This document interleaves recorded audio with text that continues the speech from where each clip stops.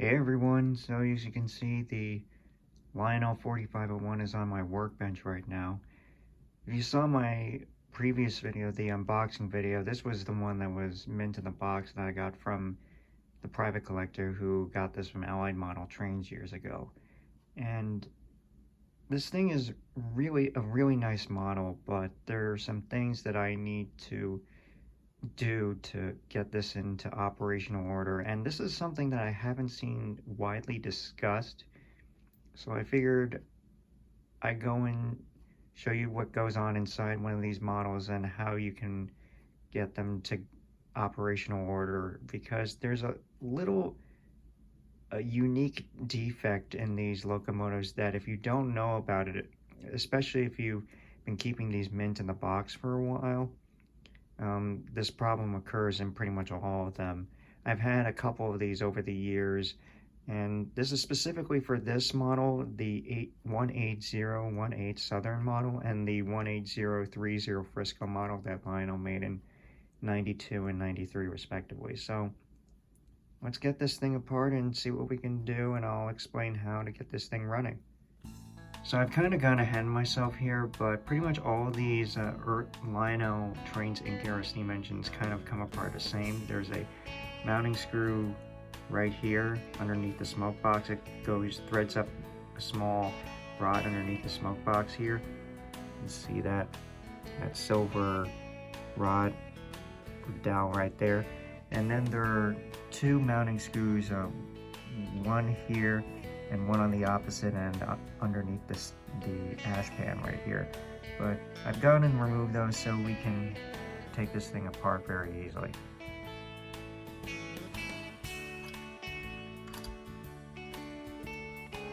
Go and watch those front steps.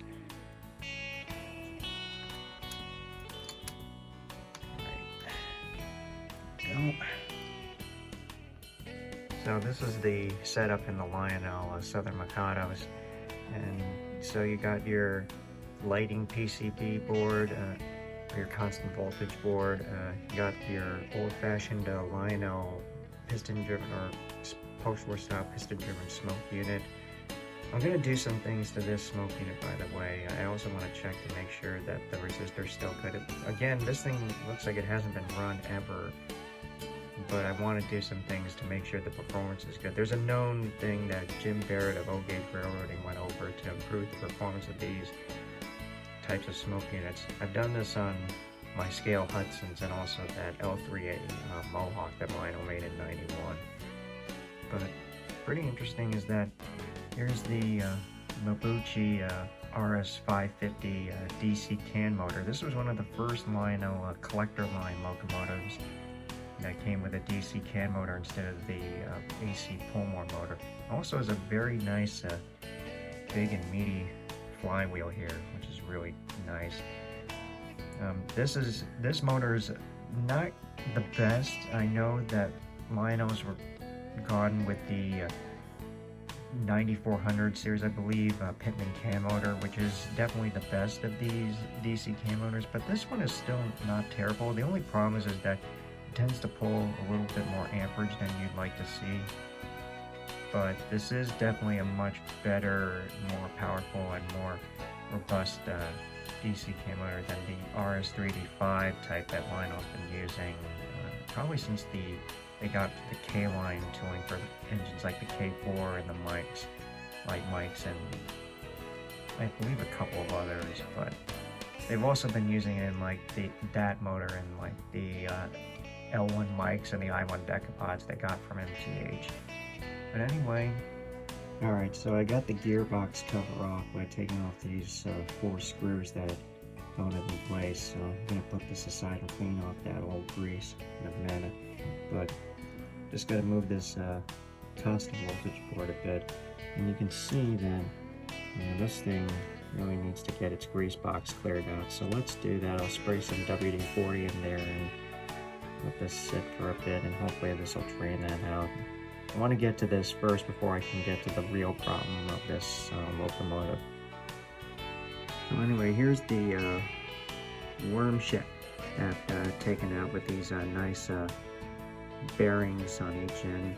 And also here's the little dog bone shaft that fits in this cupped slot here.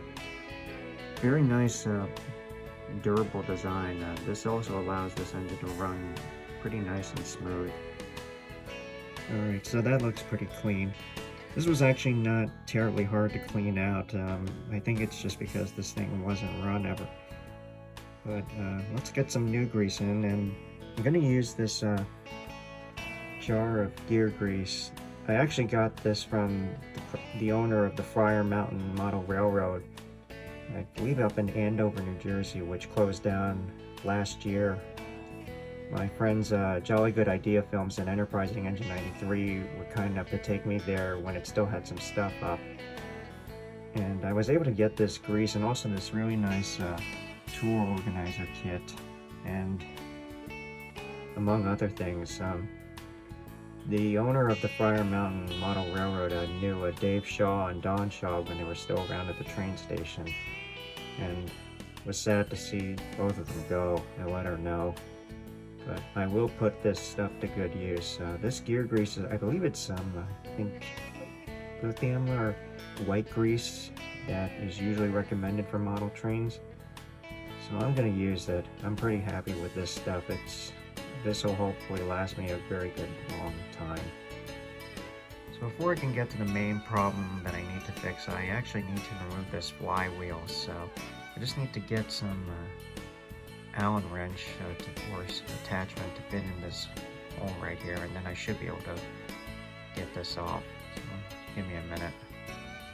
Alright, so the flywheel's out and I got the motor mount taken out. It had 3 screws on the bottom, but you can see where the problem is, and it's these 4 rubber grommets that hold this motor to the mount. When this was first built, the grommets held this motor in alignment, but unfortunately over time these rubber grommets actually tend to rot over the years, much like old rubber bands tend to do. And when the grommets would rot, this motor would fall out of alignment and would actually bind up the drive mechanism. And whenever that happened, this thing would pop the circuit breaker. If your transformer was lucky to have a fast-acting circuit breaker, or else would completely fry and what was on the track if you didn't shut the power off too quick, and the amps would just go completely overload.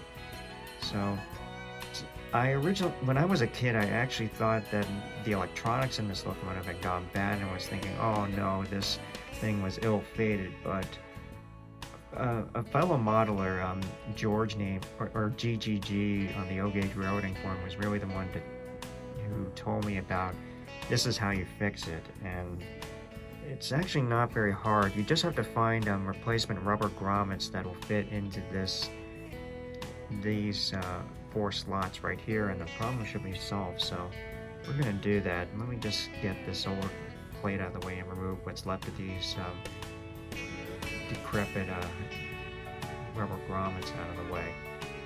So there's our motor mount, and let's look at the grommets. These things are completely fried. I'm going to get these out. Hopefully it won't be too hard to get what's left of these. It's nasty. So that's what remains of the dry rotted rubber grommets originally from this model. I'm going to clean the motor mount and get ready to put the new grommets in. Also, don't forget to keep these brass, or I guess stainless steel washers that were holding this 2 screws that were holding the motor to the mount here. These were kind of stuck in what remained of the rubber grommets, and if you're not careful you might lose these, so definitely hold on to these. Alright, so the 4 rubber grommets are back in. This was a little tedious to get in, not gonna lie, but just be a little patient and these things can fit in just right. These are the rubber grommets I use. These are the 3/16 inch by 5/16 inch. I got these from Greenbrook Electronics, which is in Greenbrook or Boundbrook area, New Jersey. And they have a lot of really nice stuff. I recommend checking them out if you're looking for some really obscure electronic components. But basically the way these grommets fit in, let's pull one out for a little second. This is what they look like. Camera could focus in. You basically just have to fit these in where this recessed slot in the middle fits into this metal bracket, and that's how you get both of these grommets coming out at both ends. It's a little bit of a pain, but I've done this quite a few times, so I've gotten quite used to it. You just gotta be patient and try not to use a pick or something pointy to force these, or else you might damage these. But anyway, let's get this back on. Alright, new grommets are in place. Mounting screws are back in. Flywheel's back in place. Worm gear is almost put back together. Fresh new grease on the worm gear and the gearbox. About ready to close this part up.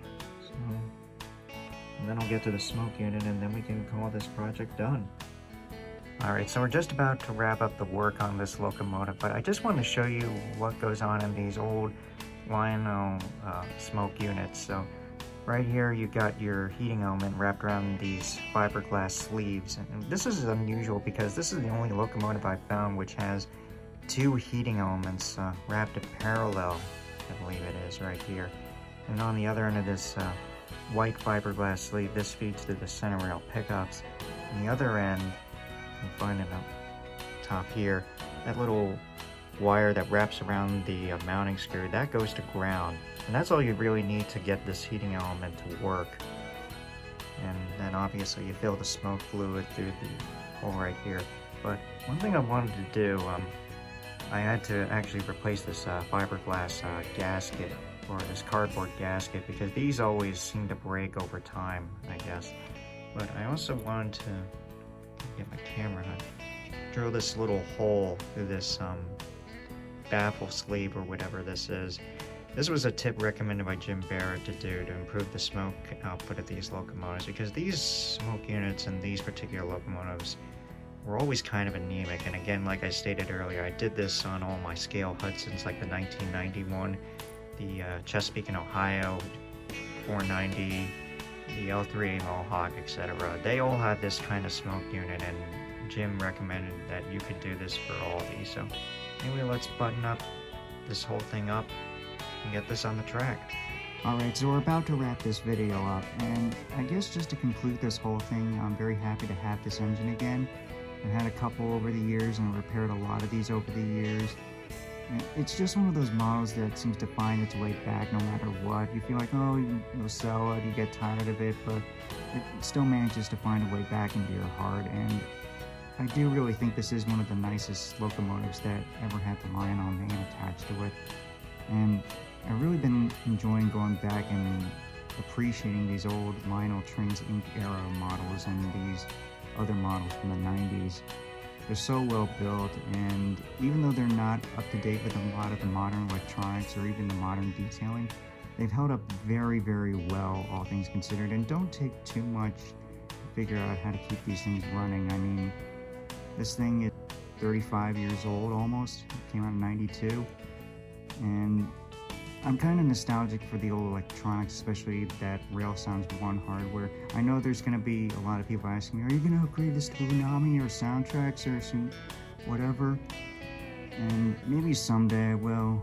I'll see how I'm feeling. But I just wanted to keep this video simple, just to show how to keep this generally affordable model up and running. And there isn't much to keep it going. I mean, these things you can find like maybe $300, $350, maybe $400 right now. It's a very well built model, and I hope what I've explained in this video will allow people to be able to find a very, very good model of 4501 in O-gauge for a price that they can afford. But anyway, let's get on to the running video. Show this thing in action and hear that classic Rail Sounds 1 audio. And thanks for watching, guys. See you in the next one.